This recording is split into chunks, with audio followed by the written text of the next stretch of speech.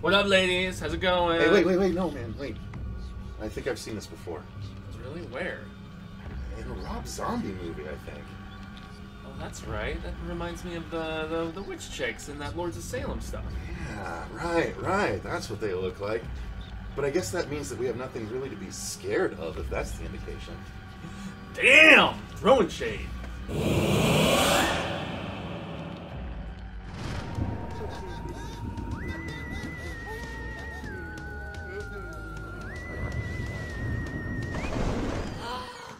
Hey everyone, welcome to the Horror Show. I'm Cecil Laird. I'm Susie.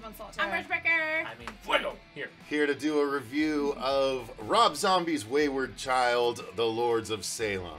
Masterpiece. Wow. Fuego has maintained that since the beginning. Even after the rewatch. And it's ridiculous. Here's the thing. My opinion on this movie has changed after rewatching it. I do like it more than I used to, but I do also think that the last act is presented in a practically incoherent manner. And I do also think that it was a bit of a precursor to the A24 of it all nowadays. I actually must admit that that whole, like the back half especially of the last act felt like an A24 movie. Yeah. Like completely nonsensical and made no sense. On drugs. And totally on drugs. Derailed. But overall, I have to say that I enjoyed the movie better, and I actually feel like I understood it a bit more this time. So yeah, I liked it as opposed to absolutely hating it like I did the first time. So, Susie. I did enjoy the film, but again, there's reminiscent of A24. And there's just, I love Charlene Zombie. Oh my gosh, she's like all day.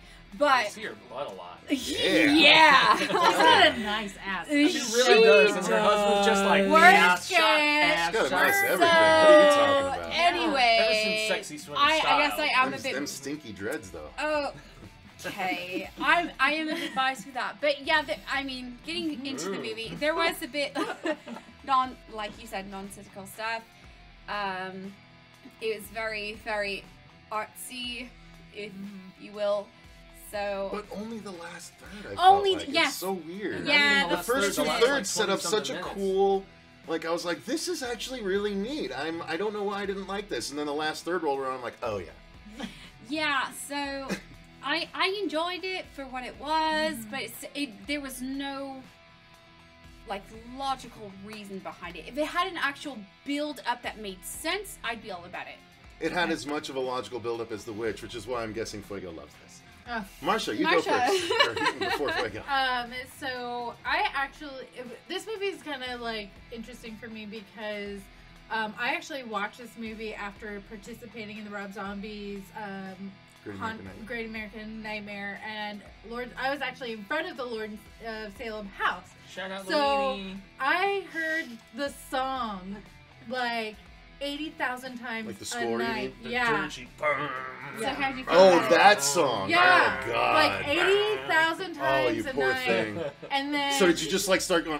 You probably started feeling and I like you were never going to turn into a Salem I witch. never They watched just the twitch movie. Yeah. So I never watched the movie, Oh, right? really? I hadn't You've watched never seen it before? No, let me Sorry. at this. Let me talk.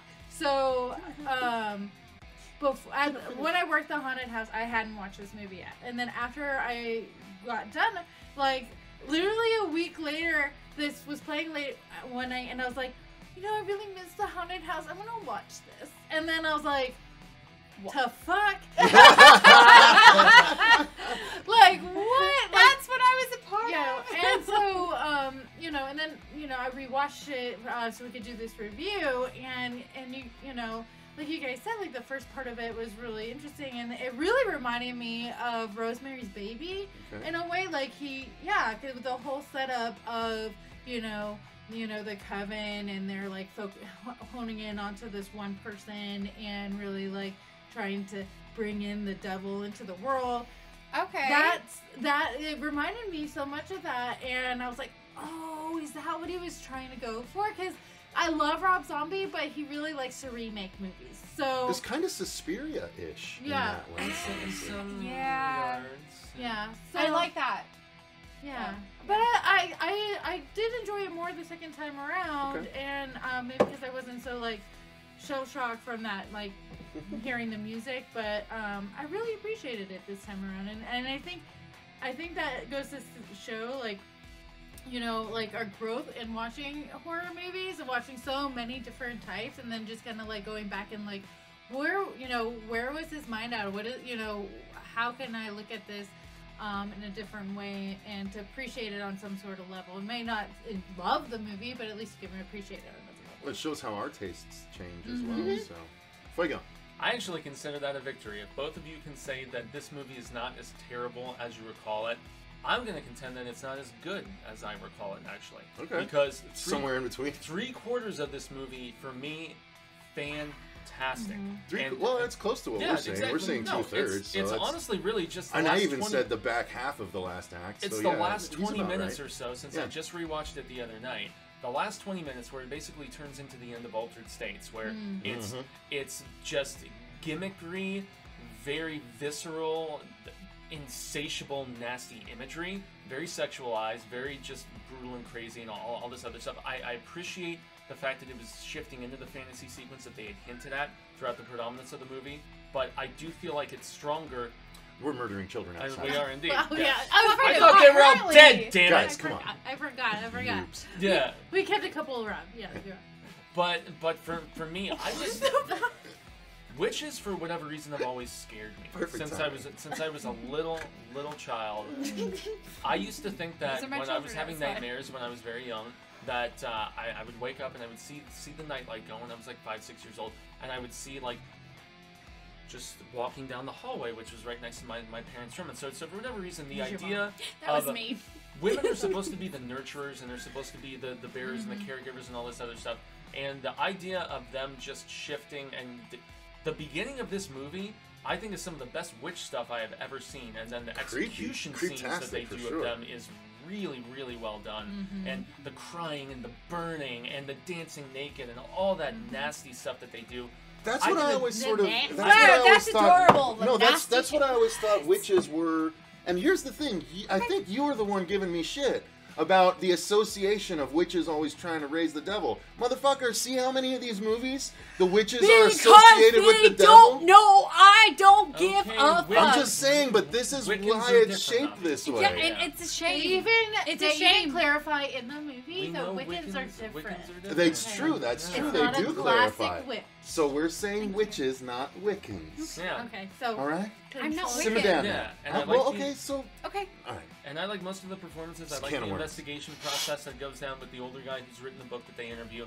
I really like the dirgy bit that John Five, who was originally with Marilyn Manson's band, and now he's been with Rob Zombie for quite a while now. They composed that bit together, and it's legit creepy. And I love the way Of course, John 5 did.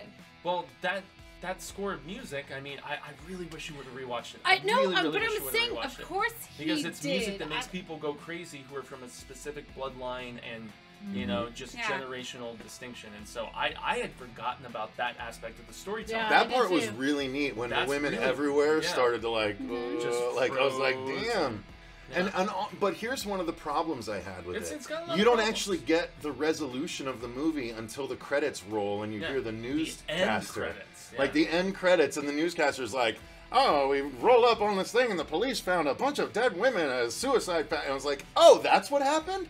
Oh, because the movie didn't show me that. Yeah. Like, they have to tell me what happened after the fact. Did Rob Zombie run out of his budget? He probably ran out of money. No, I think he purposely made it that again, I'm going Because back to Suspiria. It felt like that. I mean, I've never seen the original, so it felt like a remake, the Suspiria remake to me, even though obviously this was 10 plus years before it. But so I don't know if it was reminiscent of the original Suspiria, but it just felt like he was trying to capture something. It's very and it just was No, that's what I'm just saying. unsatisfying. Okay, and that's Or the thing. dissatisfying. Like when you're in that moment and it's supposed to be such a magical thing. Yes, that's what's going on. But in reality, Well, I'm you thinking know. specifically of the last shot of her. You know, no, the yes, the obviously, unvirgin Mary. You know yes, what I mean? that to the naked human eye, yes, that is what's happening. But Oh, there's naked, all right. onto another plane. Something more is happening. Something magical is happening. Something more empowering is happening. Well, So I'm lost. Where in the review are we? Are we in the story right now? Well, we kind of crossed into the story. So if I can like reel us in, basically. Oh yeah, please. So Sherry Moon Zombie's character is living in Salem, you know, in Massachusetts and stuff. As a DJ radio. Exactly, and she's there with Ken Foray and another guy. Yeah, I think she's a radio DJ more so than a DJ radio. Yeah.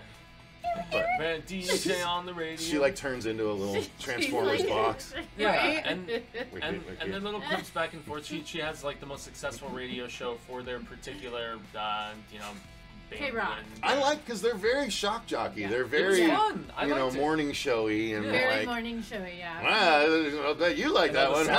Sound effects on, woo, and all that stuff. At the end of the show and everything, and but I liked that aspect of it. I did. Like again, that's all strong setup. It's such a strong first 2/3 of a movie to lead and she's to like this house that just crumbles before your eyes. Yeah, and the fact that she's struggling with addiction, which is a subplot that they only hint at a little bit, but it rears its ugly head in the second act where she starts feeling and appearing physically afflicted, and they're like, "Are you on drugs again?" She's like, "No, of course I'm not on drugs." Until she they turns know to it again. You know? Yeah, exactly. But they know something serious is going down, and I don't know. There's some stuff we can't really spoil because it's about tracing of lineage and things like that happens when they have a radio guest who comes on and happens to be there when they have played by what's his name, Bruce Davidson? Is that what his name is? Yeah, maybe. Something like that. He looks very, very familiar. He's been in a lot of stuff. He was in Rubber. But he was there the same day that they had a mysterious package delivered to the station. Also in the first two X-Men movies. That's right, because he was Senator. Oh, mysterious. Well, no, it was a mysterious package delivered because of the fact that it was addressed to her real name, not her shock jockey name, and it was just Salem was what they called themselves, or Lords of Salem. Lords.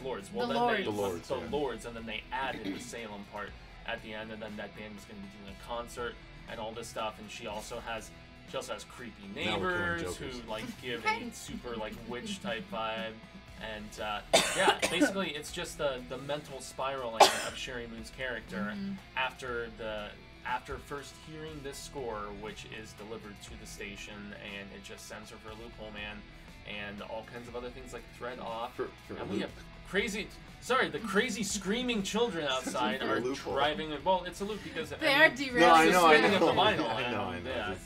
It's okay. Don't they have a bed? You said loophole, which is 7 what o'clock. You should be good. It's sending me for a loophole, yes, which is what you fall into in the last 20 minutes of this movie. All right. Pretty much. So you okay? You got somewhere to be? Nope. Let's talk about the acting, you guys. And I want to start with Sherry Moon and say that normally she bugs the piss out of me, but I honestly think that this is my favorite Rob Zombie role that she's done. Truly. I actually really like her the most in this. As opposed to any other time. I hated her as Baby. Yeah. And I she just was so aggressive. I hated her as Baby in House of a Thousand Corpses. I liked her as Baby in Devil's Rejects. But why? Why? Why? Because she was annoying as piss in the first movie. Oh, okay. I just don't just like her aggressive laughter with no the stupid the last few trying years, to be but I maniacal like but Devil's not. Rejects so much more. I just thought I loved I Devil's rewatched it not too long ago, and I actually enjoyed it. House holds up. But the acting overall I really liked. I liked her co-hosts. I actually Ken Foray, yeah. I really I think of Bray. Yeah. Really standing up for Foray. But nonetheless, yeah, that's anyway. That's you're watching heavy metal television. It's a big time inside joke. So, but he was. They were all the co-hosts were great, and I really liked the witches. I thought Dee Wallace was phenomenal in this. Actually, yes. So I liked the acting a lot in this. Actually, Agreed. Short and sweet. Yep. Thanks, Marcia. No, I thought the acting was really good. I thought it was, believable and intriguing. Like, I mean, it was one of the reasons why it kept us interested through the first thirds of the movie, whatever. Most until the end. And you know, I've always been a big fan of Sherry Moon. I enjoy her in all the movies I've seen her do, and I think she does have a range. I'm not saying it's a limited one, but it is a range, and I think she does a great job, and she's so gorgeous.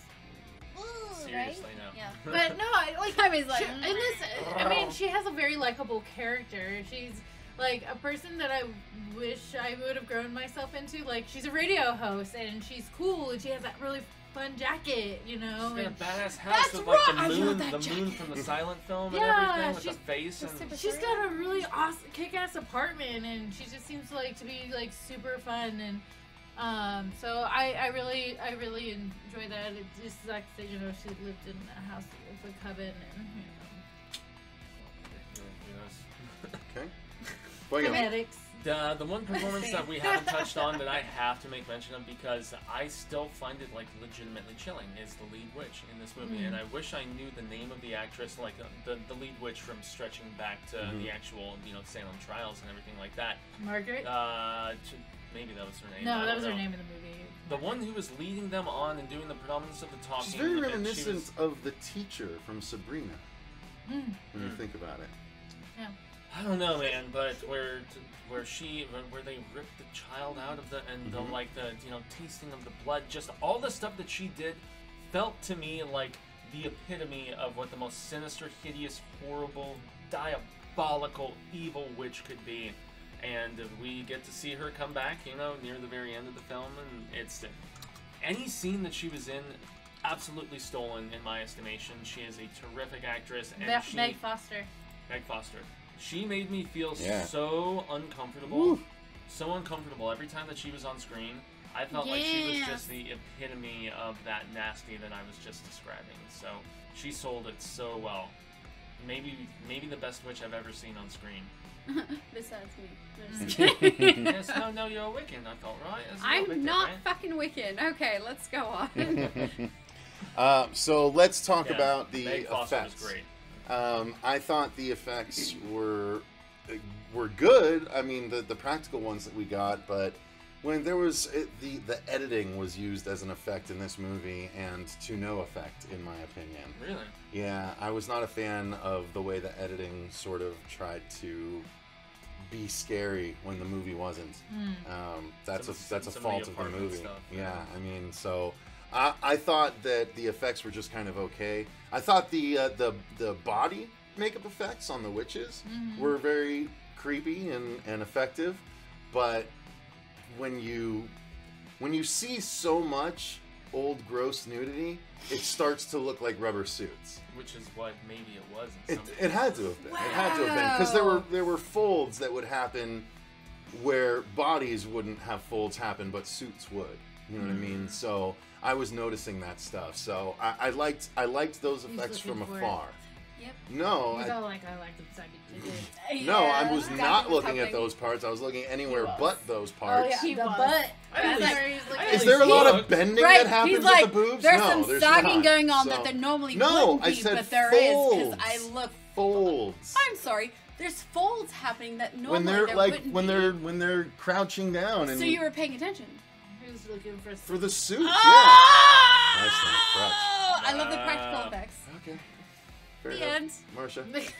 So much to say suddenly. I mean, I thought everything was kind of limited. It wasn't anything to really talk about. Yeah. Yeah. Okay. For you? I'm gonna lean more so to the set design and the fact that they filmed in, you know, Massachusetts, and it looked really authentic and good, I like and Massachusetts. I appreciated the hell out of that. And when we do actually get to, well, you know, Nope. once again, I'm gonna go back to the burning at the stake scene. I thought that was very, very well done. With Yeah, that some actually of the was.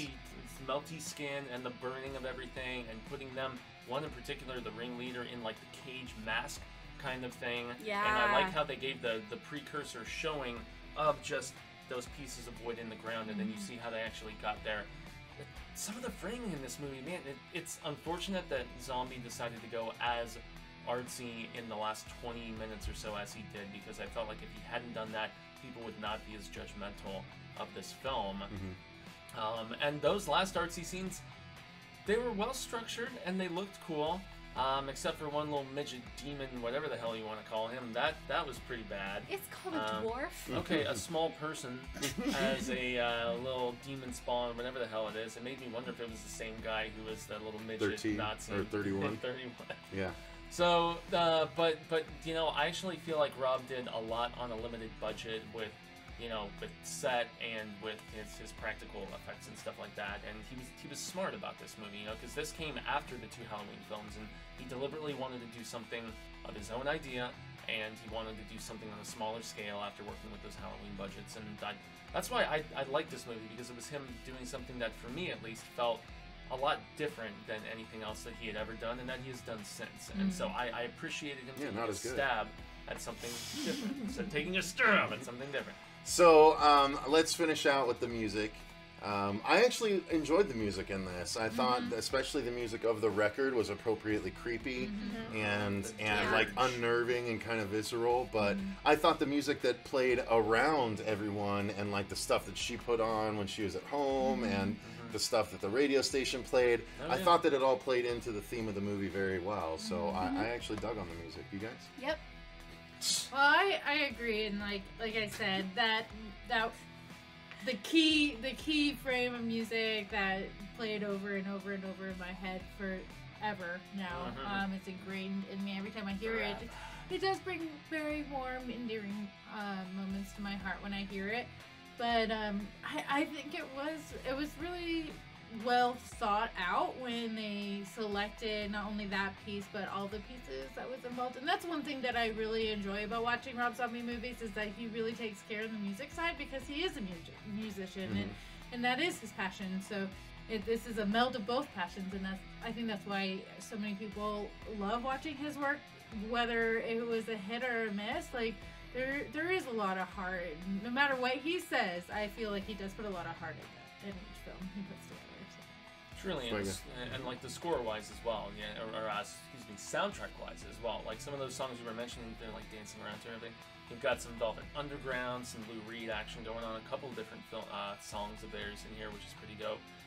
You also had you've got some disco. You've got, it was a nice variety of things that they were putting together, and it helped to build mood and ambiance. Whether it was the whole jovial camaraderie of the recording team that does the show, or when it was shifting into the nastier and scarier side of things as she is spiraling, Sharon Moon's character. And so then, props to John Five once again, who has a great solo career, who worked with Marilyn Manson, has still been in Rob Zombie's band for a while, but anything that guy does, he is so multi-talented, whether it's shredding or whether it's, strummy, whatever, soundtracky type stuff. The guy is ridiculously talented. So seek out John Five, and he puts out like a solo album like every year practically. So awesome. Yeah. All right. Well, I think we have covered it pretty extensively here, and I did unfortunately forget to shout out the patron that requested this. So I'm looking for it right now in our massive. There we go. It's SK. All right, our old friend SK. Thank you, SK. So this was a movie, Patreon SK. requested review for SK. Thank you guys very much for watching. Why don't you let us know in the comments down below what you think of the Lords of Salem. And if you want to become a patron and send us a movie that most of us hate to watch, you can do so with that link down below. Until next time, I've been Cecil Laird. I'm Susie Ponslaughter. I'm Marcia Parker. Lords of Salem was great. I'm Jaime. And remember, stay scared.